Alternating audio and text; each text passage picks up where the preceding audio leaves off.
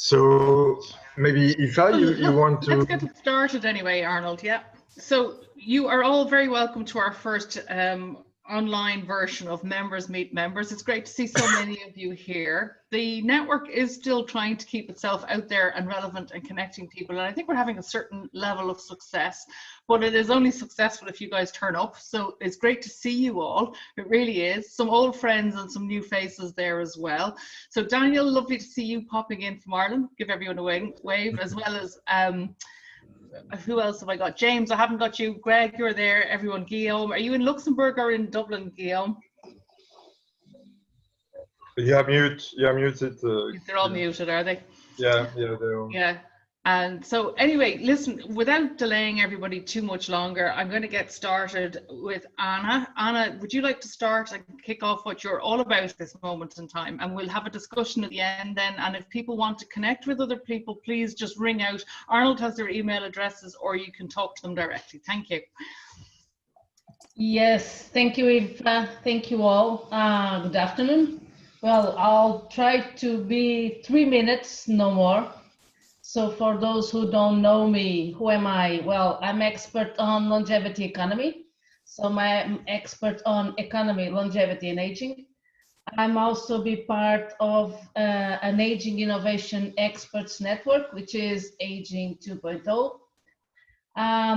Also CEO of 40+ Lab. 40+ Lab is a consultancy company focused on longevity economy. Our main goal is to help organizations to take the advantage of longevity and new demography design and see how they can improve their business, how they can manage people better. We also work in some microeconomic studies. And my third hat is I'm the president of Age Friendly Portugal Association, working together with Age Friendly Ireland Association and the future Age Friendly Spain Association. Why am I asking for this pitch here today is against all the main scenario in terms of economic development we are facing with COVID. Longevity economy is growing. Is growing why? First of all, because focus on 40+ people. We have here a group of people that now have some money to invest, people that are discovering e-commerce, that are discovering the technology. All this drama that COVID's raised up with the senior people dying in the home cares and everything, put the community thinking about what should be done in terms of social economy. So there is a lot of innovation raising up here. This is why Aging 2.0 is also growing in this scenario. So basically, the message I want to share with you is to don't think about longevity economy as always something related with old people. The longevity market is also growing. I can share with you that Switzerland is looking at longevity as their business opportunity. So they are about to launch a new bank called Longevity Bank. So there is another business model around this. And the message I want to share with you is, if you are interested in see how can we improve the Portuguese economy or it can improve our own business economy, you should take a look on longevity economy. So basically, this is what I want to share, and I can go deeper with the questions and answers. That's within 3 minutes, Anna. Very well done. Welcome. Well done, Anna. I've been training hard to. No, joking. Very good. So, Luis da Silva, do you want to go? I think you have some slides to share. No? I do, Arnold. I'm just trying to figure out, normally on Zoom, I get a kind of share my screen option. Let me just see if I can. Yeah, so I've stopped sharing mine and you should be able to share. Yeah, I can share mine, yeah. So just a couple of slides because it's easier to talk through. So can you see those now? Oh, yeah. Okay. Yes. So a brief background on us. The company is Senior Living Villages, although we use the brand name Algarve Senior Living. This is just an extract of our website of the company services that we provide. So our business is primarily focused on assisting people in migrating from one part of the world to another. So our focus is on international retirement migration, or IRM, and our typical audience profile or client customer profile is the pre-retiree or the retiree. And we're dealing with people that are typically spending extended periods of time abroad. Portugal is a very key market for this international customer base with which we deal, as is Spain. And people are spending either extended periods of time, so sort of winter stays in places like Portugal. So we're one of the companies trying to extend, if you will, the traditional summer season, which has been the very cyclical up and down type profile of the market in a country like Portugal, in particular its holiday regions. And we're one of those companies trying to extend that out by generating business in the off season. We're also very heavily involved with people choosing Portugal specifically as their retirement destination. So we do this via a range of services. We're an expert in a sense on winter stays and long-term. So we manage a portfolio of long-term rentals, particularly in the center south of the country, as a way of allowing people to migrate to the country. We also deal with real estate sales for those who decide they don't want to rent or they want to buy or rent before buying. We assist through, and we have a whole range of partners. So when I say we don't do this all ourselves. Initially, we actually did. We used to take NHR applications and go and hand them in at João 21 in Lisbon and get them stamped by the guard at the entrance, that sort of thing. But we don't do this anymore. We have a whole range of partners in Portugal on the ground that are specialists in a whole range of subjects, and we act almost as a hub through which a lot of people looking at Portugal as a retirement or semi-retirement destination access that market. So we deal with things like visas, the D7 visa, so which is a retirement based on income visa. We have a number of relationships in that area. We also tend to assist people with a whole range of administrative tasks around the settling into the country, such as getting a fiscal number, opening a bank account, and finding the best priced health insurance, that sort of thing. We also deal in senior care, so we have a number of clients that either have parents or are planning to have parents move to Portugal or have them already in Portugal, and sometimes they find that they're at the point of life where they need additional care. So we have partnerships with domiciliary care providers, as well as with some select care homes. And we manage and assist in all of this. We run a whole range of things called these discovery tours, which is sort of exploring Portugal and what it holds as a residence destination. We do a lot of work around NHR, so the non-habitual residency. That has been a major growth factor for us. And then we also work with helping people sort of figure out where they're best suited based on their activities. And then we have a whole investment style portfolio of activities, which comes under our investment tab on our website. And I'll talk a little bit about that because that's one of the reasons why we're doing this short pitch today. I wanted to pick out two things, if I may. The first is this discovery tour. Portugal will go through a rediscovery period, especially as we know that tourism has launched the Safe and Clean program and status for major operators or larger operators. And I think also the fact that it's such a safe country, I think the country will be aiming to to have people re-explore, rediscover it in a sense as a very safe alternative on a global stage.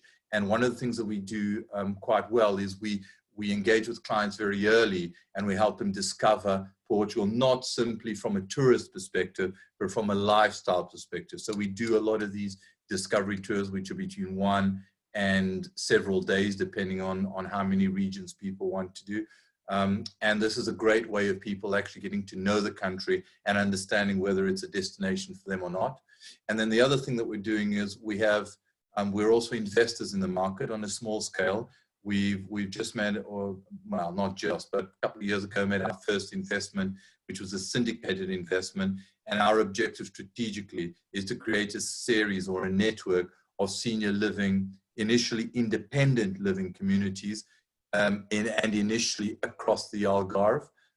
So we are looking to talk to people who can help us syndicate or raise investment for doing more of these projects. The one that you see on your screen there is our first example. It's in Praia da Luz. It'll be 38 units. So we acquired the site from a bank, from an administrator, and we've got planning on it, and we're going to develop it into a senior independent living community with a lot of amenities for that sort of market. So we're looking for additional investors who want to partner with us to do more of these, because there's a huge market for them. And that's it. Fantastic.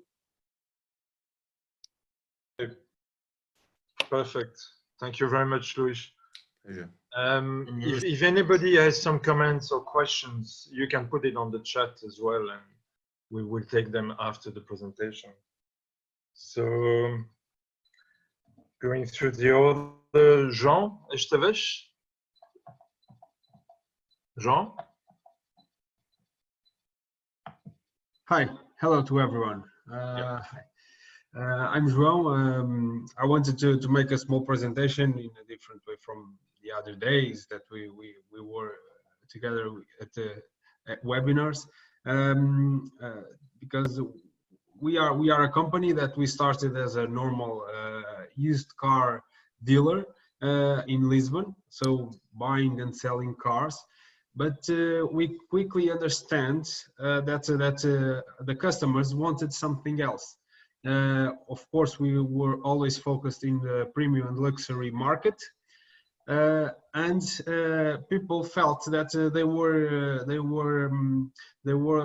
a bit like numbers in the official dealers, and they felt that they were people. The dealers didn't care about them. So we saw that if we build a network with all the experience that we have in the luxury market, and mainly in the luxury brands, where we worked I worked for Bentley, Lamborghini, for Aston Martin, for all that brands, we saw that people really enjoy to invest in cars, to buy and sell cars through us. So we start working with some investors in Lisbon, in a way that they could invest their money in the used car market, special cars, for collectors, for old cars, new cars, but special cars. So we started to work with them, so they could invest an amount of money and have the return. The interests are much better than to keep the money in the bank. And here in Algarve, we started a premium workshop because our customers were asking, come to Algarve, and because there's a big lack of luxury service, of quality services in this market. And through that, you can continue your network with the investors and working in this market.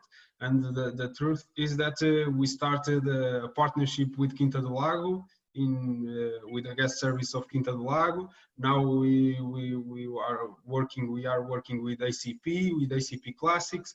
Tomorrow I have a meeting for the electric cars.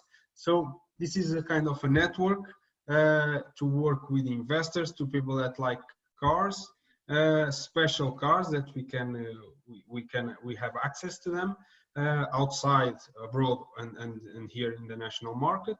In the end, the car is the hook. It's an excuse to join everybody and to speak, to have the connection with everybody. And that's why we have also events. We organize events with small events with customers to keep our business and the interest of our customers, and that way they don't feel as only a number that goes to a dealer because of their car. It's much more than that. It's a world around the car, the special cars. Thank you very much. Thank you, Jean. And yeah, Jean had a webinar with us a few days ago, as Anna as well. You can see all our webinars on our YouTube channel if you want. Philippe Azevedo. Hi, good afternoon, everyone. I do have some slides to share. Okay. Promise I'll try to keep it under 5 minutes. Okay. All right, so Noel, Lawler Green Energy Solutions. I'm going to give a short description of what we are, what we do. So to start with, we have Noel Lawler Consulting Engineers, which is a firm that's been operating for 40 years in Ireland in the building services area. So we work closely with contractors in providing mechanical and electrical design. In 2016, as a response to the increased demand in sustainability services, Noel Lawler Green Energy Solutions was launched, and we specialize in energy audits, energy efficiency retrofits, sustainability ratings, and dynamic modeling. Now, an overview of some of our previous projects. So we have an idea of the range of sectors and countries that we have already experienced at. To start off with the leisure and hospitality sector, this is a big project that we participated in Ireland. It's the Centre Parks. It's a tourist village that has capacity for 2,500 people, and it has the largest water park and spa in Ireland. So it was a big project that we did.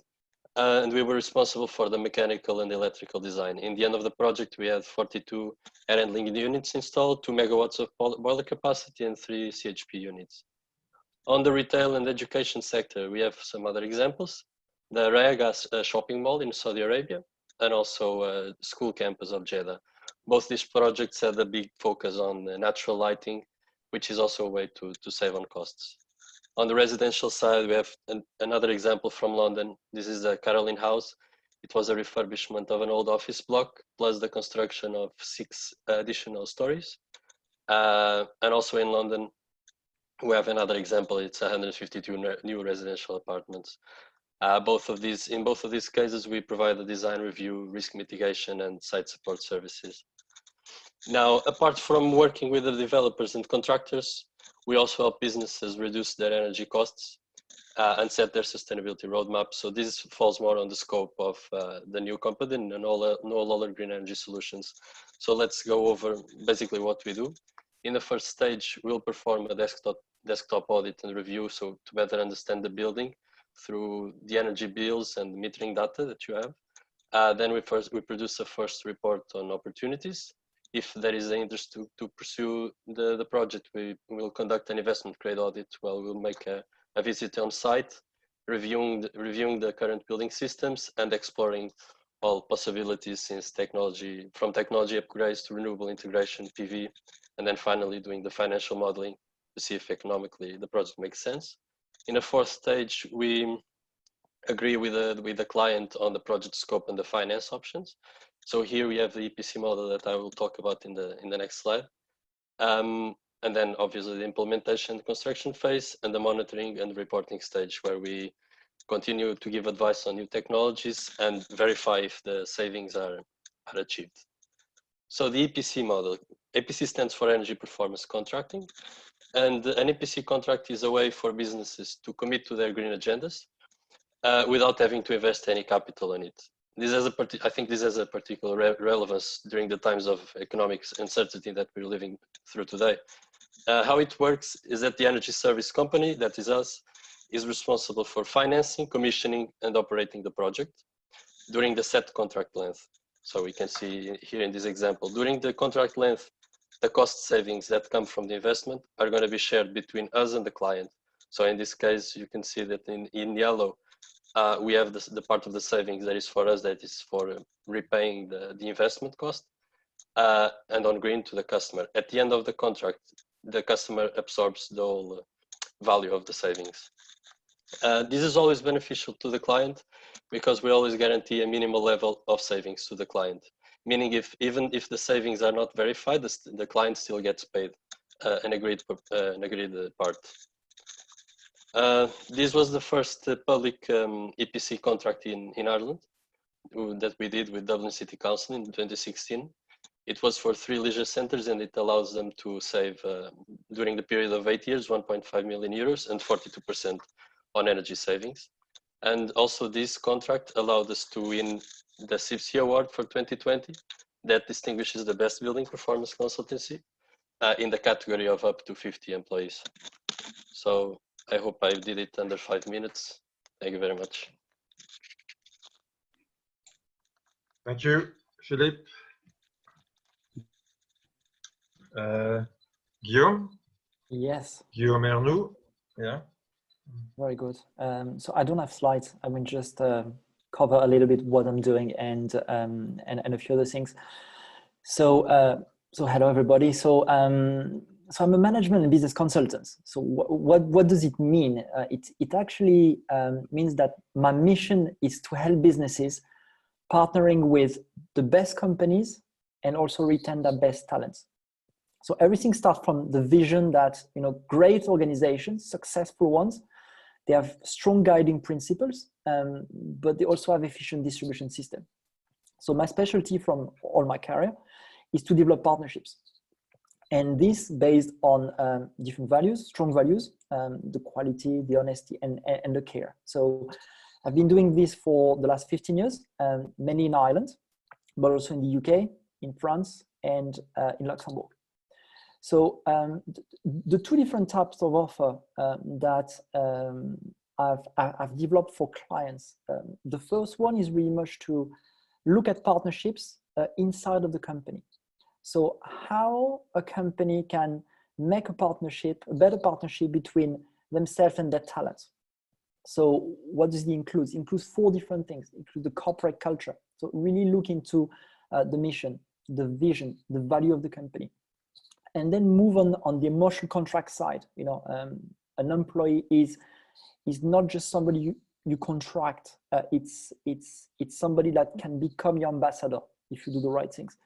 And then it goes very much into the change management thing. So the change management is looking at the energy level of your teams and how they are ready or not potentially for change, and how to bring change to the business. And everything in one purpose. That has been a challenge for some times, especially for SMEs in Ireland. This is how to decrease employee retention, how to decrease it, or to limit it, and to limit its cost and its impact.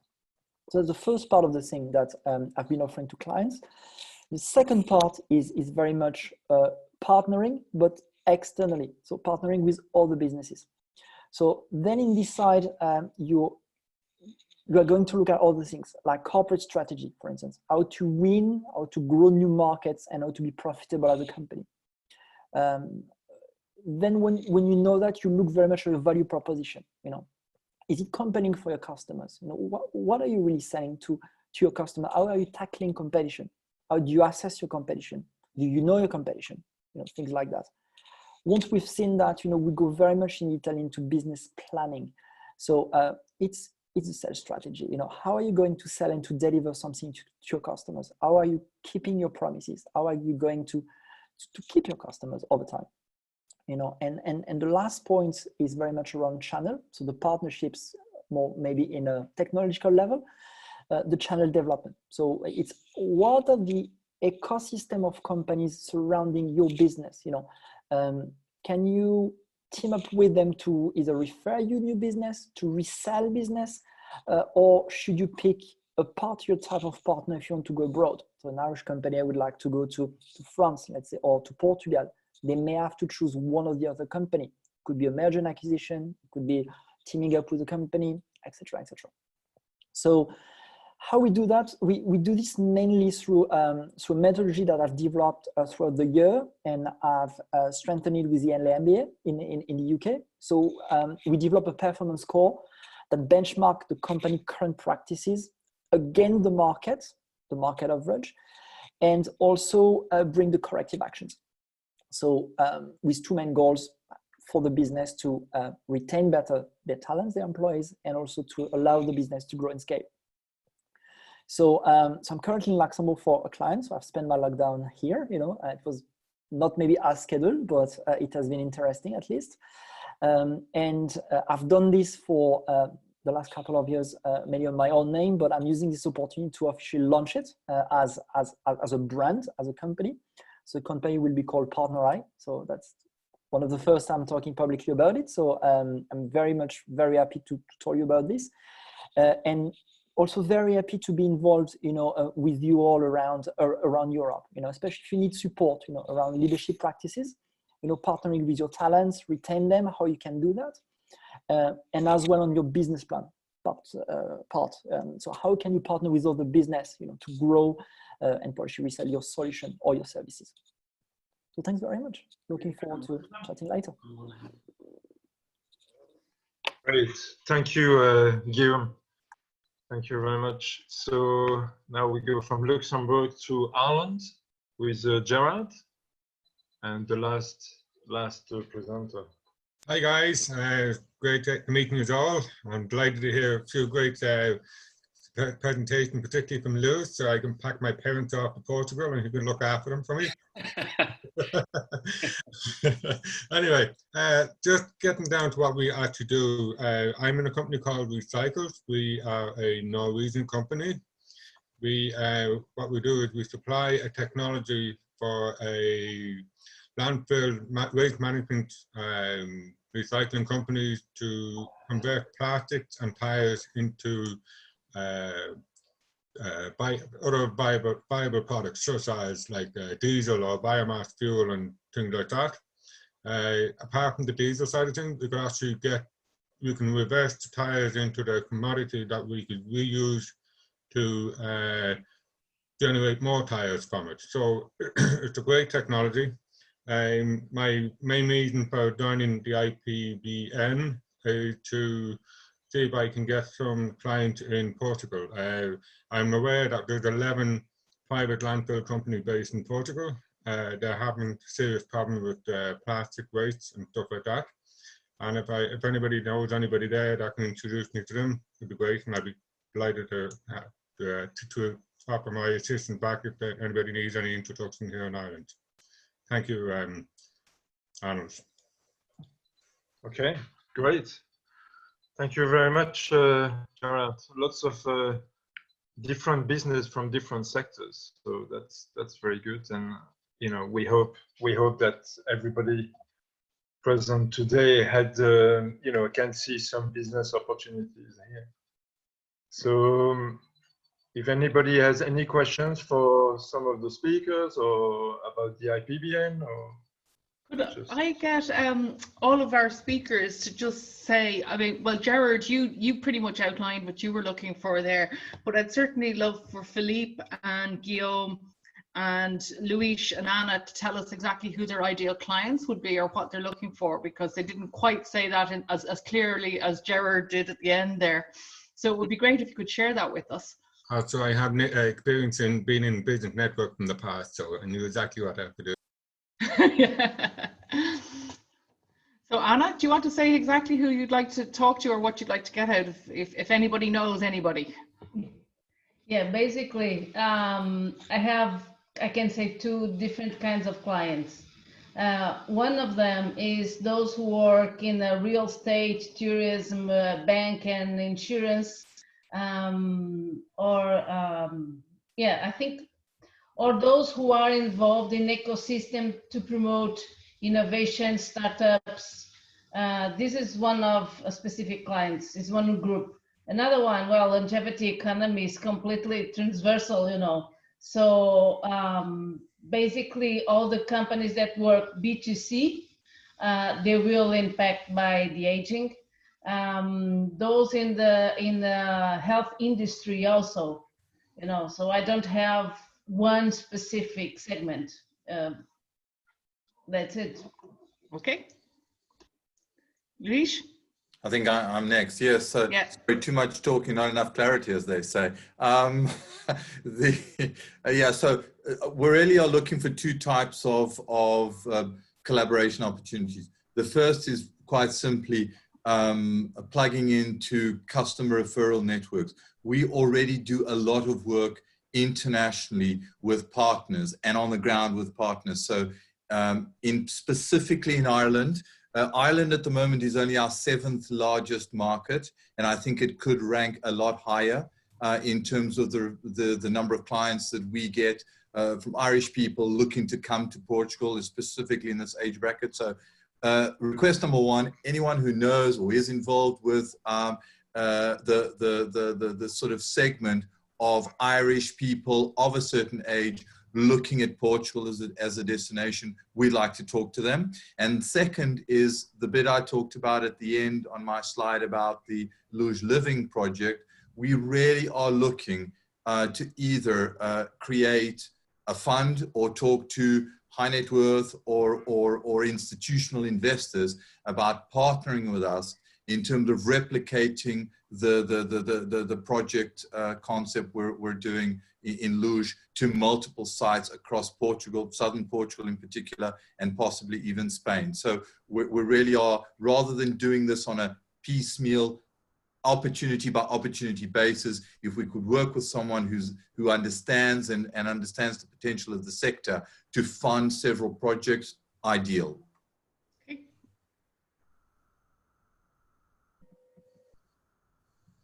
João? Actually, Lewis, Silva, can I arrange a webinar with you sometime next week? Sorry, Gerard, who did you address that to? Lewis de Silva. Yep. Oh, sorry, Jared. I also missed that. You're far too concise, Jared. You're far too concise. Yeah, I'd love to. It's not as though I'm going anywhere at the moment, so. Don't worry, anyway, Lewis. I won't send my parents over to you. It's what we call a reverse discount. Yeah. Yeah, if you want to, I think my email is somewhere. If you want to ping me an email or on this chat, if you want to ping me your email, we'll set up a time. Yeah, no problem. Background. Yeah. Thanks, anyway, Lewis. Great. João Esteves, do you want to say what you're looking for or who your ideal clients are? Yeah, my idea, this all began last month or 2 months ago, because when all this pandemic started, I think everybody started to think about what can I do? How can I connect with other people and all that? And because we started this business here in Algarve, I think the one of the things and the segment, of course, I already said that is premium and luxury segment, but I would like to have the connection with the residents here. That's the people that we can work for. And that's even a good thing because they are not it doesn't it's not a question of if they are coming here just for vacations and all that. It's the residents, and I would like to have that connection with them because I know that we can serve them very well. And then of course also the investors, the possible investors for this kind of business, of buying cars and all that. But mainly it's and clearly it's the residents, in this case the Irish residents here in Algarve that may want some services from us. Great, thank you. And Philippe?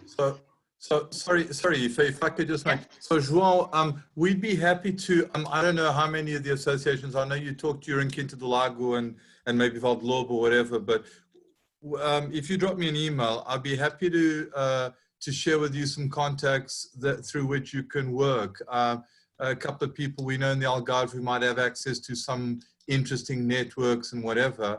And the other question I had for you is, you mentioned your Lisbon operation about investing in cars or whatever. What sort of return are you offering? You mentioned interest, but Yeah. what sort of return are you offering, and what size of investment is that?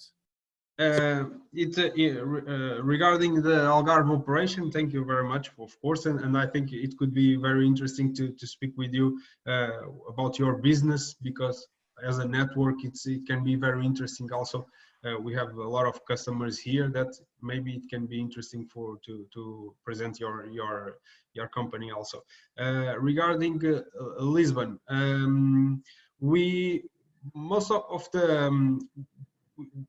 we work with a lot of investors, but what we give, this is more focused on someone, for example, that has, let's say, $500,000 in a bank. And instead of having $500,000 in a bank, we can buy 3, 4, or 5 cars, special cars. He actually likes cars and he can drive one of them, okay? Always in the cars stay in their name, in his name or in his company name, so he has the security of the asset. Okay, we are not asking money to go to invest in our company. It's in an asset. Okay, and so we can buy, for example, 4 cars. He drives one, and the other 3 are for sale in our company, and so he can earn around 10%. Okay, of the money, I say interest, 10% of interest, and he can even drive a car without having any expense, which is good for someone that likes to have a Porsche and doesn't have the depreciation of that car, for example. So it's a bit like this, but I would love to speak with you and show you a little bit more about our business. Okay, we can maybe set something up, because I was thinking, to be honest, I was thinking more about possible small investors.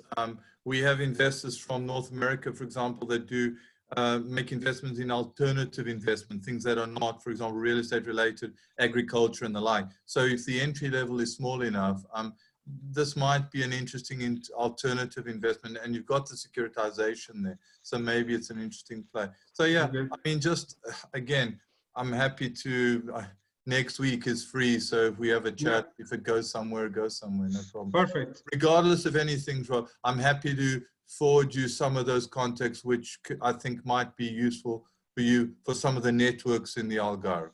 Okay, perfect. And that way I can explain you a little bit better all our business and all our business case. And I think thank you very much. Okay, and we change the contacts. Joao, it's Greg here. Thanks for your presentation. Do you have a website where you have your vehicles listed?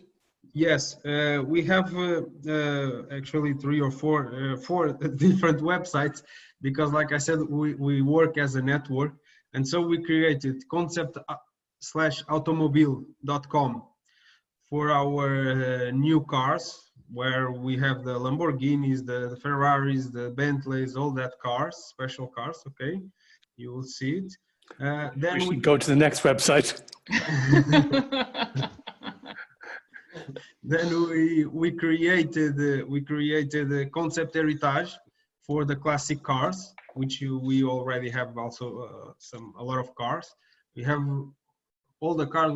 It's more or less around 100 cars.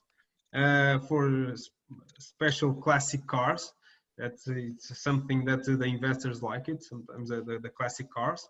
And then we have Konzept Care, which is for car detail, because lots of people, they like that. And then we started Konzept Algarve with the car service. Okay, thank you. Okay, thank you very much. Philippe? Yeah.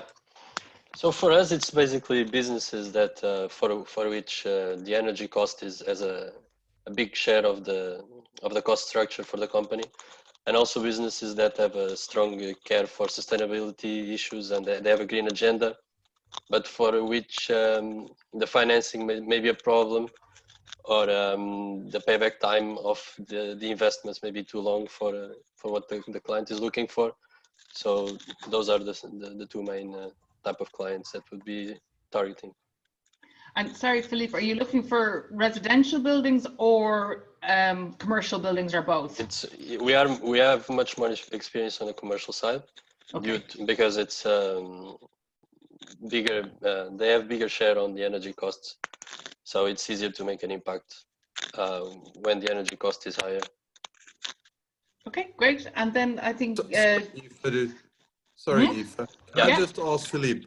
What I didn't understand is you're benchmarking existing buildings, so you're not looking at any sort of projected, or still in planning type things, or did I misunderstand that?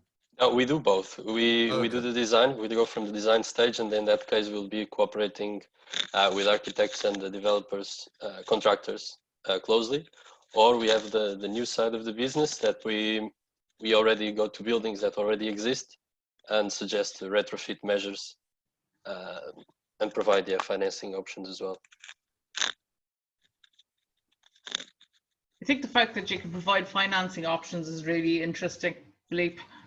Because most people are looking for investors, and you seem to be able to pull them together. So that's great. That's a big plus for you. Guillaume, do you want to tell us who you were looking for as clients? Yes, thanks, Aoife, for asking for a little clarification. So the target customer or customer would be the most used to work with would be the SME market, small and medium business.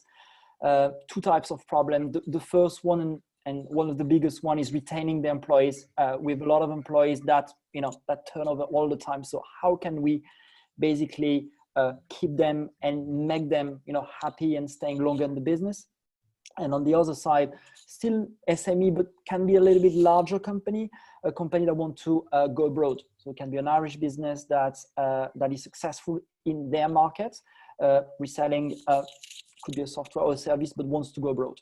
So I would like to go to a country like France, let's say to Brexit, but I don't really know what to do. What should I do? Where should I go in terms of support with Enterprise Ireland, with somebody else? What kind of program should I apply to, or just what's my value proposition, and does it fit to the market or not? So that would be the two things, but the main target market, I would say, would be small and medium business. So company between, I would say, 10 to 50 to 60 people, and turnover, I don't want to be prescriptive, but I would say 250 to $500,000 plus would be like the bracket. Okay, great. I have a question for all of our green energy people who are on the call, if that's okay, just to throw out a bit of a question for debate. There's a lot of talk at the moment about coming out of COVID-19 with a green agenda in place. How realistic do you guys feel that is, and is it likely to happen? Is there going to be a focus on it? It is. If you follow more or less the news that are coming now from the new Green Deal coming from the European Union, you'll see that there is a very strong focus on energy transition from world governments, and energy efficiency is core of it, because it even provides a bigger impact on emissions reductions than changing the way you generate our electricity. And it's usually through very simple measures and easy to implement, and technology that already exists and we know very well. So it's just about the financing. And in this case, the benefits come twofold, because apart from that, it also it will also help to face the times that are coming, since your energy bill is going to be reduced and your operational costs are going to be lower. And it's also a way to mitigate future complications. I think Daniel is already not here. Yeah. Daniel is our managing director. He was here before. Yeah. Can you hear me? Yeah. Yeah. Like the other thing I would add to that is what we are finding is that it is affecting buying decisions. So whether it is in the supermarket or whether it is your choice of hotel, we're finding that business owners are coming to us wanting to create a more sustainable experience and a more sustainable product. And that's as much a driver as the financial savings, because their concern is that their competitors will get ahead of them, and it becomes a differentiator in the race to become green. So that's quite an interesting development. And also for businesses that require investment, it's very much on the agenda from an investor perspective, and that investment is going towards sustainable investment as opposed to unsustainable investment. So it's been driven from a lot of different directions in addition to just the EU. There's a lot of very commercial drivers around it. Can I say something there as well? Christina Ravitch here. So I'm a member of the Society of Chartered Surveyors in Ireland, and we've been focusing quite strongly on the area of sustainability as being something that can drive our members into recovery, who would be dealing with property and construction across the board in all surveying disciplines. And one of the things that one of the 4 strands that we're focusing on, that I've got the lead on, is residential retrofit. So on the residential retrofit, the Climate Action Plan in Ireland has said that 500,000 houses will be retrofitted by 2030, which essentially means 62,500 houses a year from 2021, because that programme has not yet commenced. If you multiply that up into the potential costs of doing that work, given that each retrofit is going to cost somewhere in the region of 75,000 to 100,000, more than likely, you're into the billions and the multiples of billions. I don't think it's really been recognised, the potential of that market, and yet to satisfy the EU requirements, residential retrofit is going to be key to what happens in the next decade. And on the broader, and I don't primarily deal with residential myself, I'd be more involved in commercial, and I'd echo what Philippe was saying and Daniel, in that for the first time this year in February, just before lockdown, when we were asked for technical due diligence for a large commercial acquisition, commercial building acquisition in Ireland, and it was by an Italian company, we were also asked for sustainability due diligence. It's the first time we've been asked to do sustainability due diligence, but for the Italian company, it was clearly standard. It's just what they ask for now. And my commercial agency colleagues would certainly say that GRESB, green real estate, is all that everybody's talking about, and that as that market develops, anything that doesn't have sustainability credentials, it's not that there'll be a premium for the sustainability credentials, it's that it may well be an unsaleable asset if it's not pulled along in the slipstream of sustainability. So we're certainly lobbying very, very hard to get the Irish government to keep on focus with the Climate Action Plan and put some real policies in place around it. Very interesting. We should join together, because I do think it's a little bit fragmented in terms of lobbying, but also, like, we're involved in some European projects, and there are some great, like, in terms of capacity building and in terms of a new economy, there's huge opportunity there. Yeah, I'll have a chat with yourself and Philippe maybe tomorrow on this. Yeah. Susan or Pedro, does anyone have an answer from the Portuguese side as to what way that's being viewed in Portugal? Yeah, I think it's a huge issue, because sustainability, it will become very important in all the construction sites, and it's becoming bigger and bigger. And I saw the clients that we are used to work with, and normally they don't care about the products that we are using and what kind of services that we are providing, for where they come from. And now they are asking, is it local, is imported, and what kind of inputs can we give to the building so we can provide some sustainability offers and some economical solutions for, especially for energy solutions. And we are seeing on these couple of weeks some questions about it, and it's definitely because of the pandemic that we are into. But we are working a long time in this. It's not the first time we do it, and our sustainability program, it's very objective. We normally work, our point of view is more like, what can we do in this kind of project to make the most of it in sustainable ways. So we are very objective about it, because when we receive a project, you don't know who done it or what is the goal. So we take care to try to achieve the best option in the construction phase, so they can make the building more sustainable in the operation phase. So like Philippe was saying, everybody is more concerned now about sustainability, and I think the constructions in Portugal will need to change a lot for that point of view.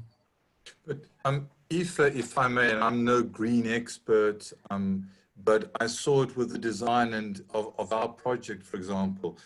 We were driven very much in terms of sustain.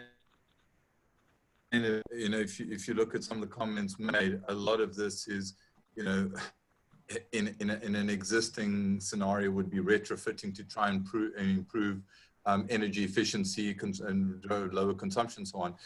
You know, we were driven very much by our potential end market, and a lot of our end market are people coming, for example, from Northern Europe that have an expectation of insulation, energy management, and so on, which we perhaps don't yet have in Southern Europe. You know, you hear the old story of the badly insulated Portuguese home, and thank goodness it's warm in the summer, because otherwise we'd freeze to death in the winter, type of thing.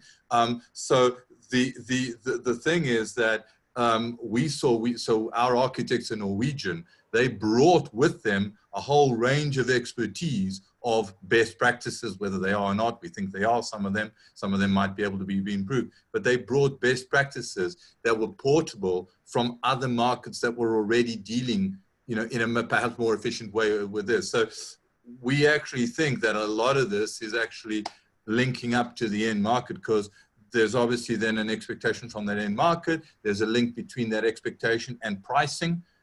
Because clearly, you know, there may be costs involved in this, sometimes not, it's the other way around in terms of ongoing management costs. So we think that the big link is actually the end market in all this, and how the end market will drive a lot of this, the speed at which the implementation of this will happen, to be fair. Yeah, that's the point. Luis has touched a really important point, because especially on services, on commercial buildings, normally the owner is not the user. So the owner is expected to receive a rent, and he doesn't care about savings. So he will construct as best way, as economically as he can, to get that same rent. And in the operation, the user is more interested in how can he save. So when you get an investor that is also a user of the building, we can input some techniques and some energy saving equipments that normally you cannot put it on a building that is just for an investor that is putting money and somebody else will use it. In the residential, we also see a lot of that, because the final client, for instance, in Lisbon, when we are making that big buildings in Lisbon with huge cost on final cost, the buyer normally doesn't even saw the apartment. He doesn't see the apartment. He doesn't use the apartment. He's just an investor, and he never came here. So it's very difficult to the developer to understand that you need to make improvements in energy efficient equipment and try to be as sustainable as we can, so that the operation will be more sustainable. If we change that, if we find a user, some people that are trying to invest in real estate and keep the building ongoing, that will be easier. That is the concern that we have, and Luis just pointing that. Anna, can I go back to you for just 1 second to ask you from a longevity point of view and an aging perspective, what do you think are going to be the key developments in actual buildings and things that are going to be to cater for this demographic, as you say, which is growing all of the time, you know? Yeah, I was listening and it's quite interesting to see how people is integrating aging on this debate about sustainability. I've been participating in a few debates internationally, and one of the things that people are discussing now is the new concepts of senior living home cares. For example, in Germany, what they are doing is converting some hostels or Airbnb apartments, some buildings that were used for tourism, and the business failed. So they are converting this. The government is investing, taking people from the old home cares and adapting this. The future for living concepts is clearly being age-friendly buildings. So it means that you have some facilities inside the house that can adapt. It's like if the house can be adapted to our lifestyle according to how we are going old, the house is adapting to our needs. So it means that few things should be able to, like, for example, to move walls in a certain way. I have kids at home now, but in the future I don't want to leave the house. So the new concept, for example, in Ireland, they show us one concept of new buildings that are also doing this. This is a kind of concept is adapting for offices. Nowadays we have it already here in Portugal that is being used for traditional houses. So it's interesting to see the changes in two ways. One of them is in the social area, when we are converting and thinking about how buildings should be designed. People are also discussing about COVID impact on how people experience the home, you know, what will be the new needs for houses in the future. For example, having a small garden, having a balcony is something that people are now concerned and understand that this is important. I need to have a place where I can go out and have some sun, for example, you know. But clearly the certification goes for this age-friendly certification in terms of house. The European Union invests 4 million euros to design a certification for age-friendly house. So it's something that will come out to the market. So on that, Anna, I think what's interesting is to look at some of the accreditation schemes for sustainability going beyond the individual buildings. So for example, LEED neighborhood, LEED campus, LEED city, or on the living building side of it, living communities, where a lot of the criteria are about the broader issues of neighborhood, community, accessibility, you know, street activity and so on. And I think there's a really big link between the whole drive for sustainability accreditation and age-friendly accreditation, which is worth exploring. Yes, for sure. Just to add I couldn't agree more with what Christina said. In fact, in answering Aoife's question, I would say that if anything, more than the sustainability of the building is the sustainability of the community. In other words, if you take, for example, and I speak clearly from a certain perspective, but you're finding this more and more, if you cannot integrate new residents into a community, then the fact, you know, and unless you can create the community within the building itself, which clearly is also an objective, but if that building and its residents are not integrated into a broader community, and if there isn't access for those residents to the various services, infrastructure, and whatever that they need, leisure activities that they need, then the solution will not be sustainable in the broader sense of the word. And we see this. We can just use an example in Portugal. Seniors or retirees 30 years ago, or pre-seniors, they loved to buy an isolated house in the middle of the mountains, which was distant from anywhere else because they thought that was their idyllic spot. Today, statistically, all those people want to sell up and move into a hub where they're closer to somebody else, because not only are they feeling that they're going to be lonely and alone in the future, but also they're sensing that, that they're missing out on the socialization element, which is so crucial in terms of integration. So we've already seen, COVID. I actually think that COVID is pushing us the other way in a sense, because people are asking, well, maybe I want more isolated now because I'm worried about socialization and contact and so on. So I actually think there's a bit of an antithesis here possibly, but historically we've seen in our business, the number one criteria for our clients is access to, let's say, a community around them. The building comes second in a sense.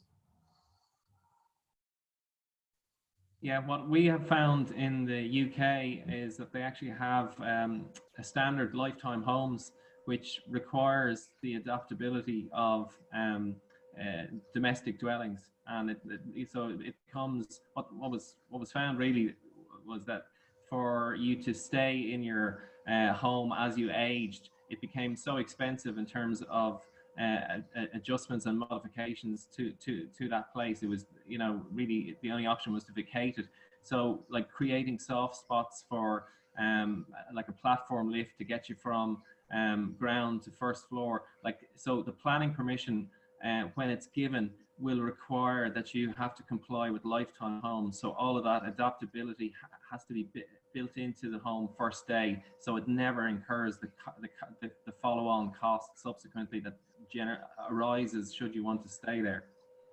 But Daniel, it's a very interesting point because we see in our market, when we look for sites and we're trying to identify new sites for this expansion program, we see such a huge difference between, let's say, Portugal and Spain. In Portugal, the way we have built specifically for optimizing views and whatever, means that we have a lot of the sort of townhouse over 2 floors type accommodation, which is totally impractical for a retrofit. I mean, the cost of a retrofit of those properties for a senior or aging market is prohibitive. You wouldn't do it. Whereas in Spain, they've built up, towers. Yeah. And so the configuration of the buildings means that it is much easier to tackle adaptation of those sorts of structures to that sort of concept that you've described. So there, we see it in our business. We would love to do more stuff in Portugal, but we cannot find the sites, for example, existing sites to retrofit because the cost is prohibitive. So we're down to new build, which has all its own sets of issues in terms of planning delays, whatever. So even within the market, we see historically what has been done will have an influence on how quickly we can actually make available stock which is compliant, shall we say. Yeah, okay. Great, so I think we've done sustainability and we've done what the impact is. Does anybody have anything else they want to discuss? No? Sorry, just one thing regarding the sustainability, but now in the automobile business. Just to say, for example, one of the things that are going on, and they are speaking about this in the European Union, it's and I'm betting on that, it's the support to transform the normal cars in plug-in. The support from European Union, and that's why tomorrow I have the meeting with the guys from electric cars and we are developing something to that can easily transform the normal gasoline or petrol cars in plug-in. and they are saying that European Union is going to support. And here it's the thing: it's financial, and it's emotional, because everybody has this environmental thing now, and I think it's going to happen. And if that happens, there's a big market. Imagine all the market of that people that has cars with 4 years and more, with diesel engines and everything, transforming in a plug-in cars that can give you 50 kilometers of range to go to work, just that. So just to tell you that even in the cars business, European Union, it's thinking about all these things and possibilities. Okay, thank you. Anyone else got anything? No, okay. I had a question. I sent you a private message to Luis about, I was wondering, are there any nursing home groups in Portugal? So the answer to that question is yes. The nursing home groups, they typically are classified as what we call residências assistidas, and they tend to have a link to sort of health and believe it or not, insurance/banking background. Most successful of those was a flotation done a couple of years ago. But the landscape in Portugal from a nursing home perspective is very, very diversified. You know, I would say, I don't have statistically the numbers to hand, but maybe 80 or 90% of the nursing homes are small, privately run, local nursing homes with limited capacity and varying levels of quality. We've been approached several times by larger international groups, Spanish, Italian, and French, wanting to buy into the Portuguese market, Greg, but we don't have big enough groups to sell them capacity, is effectively, you know.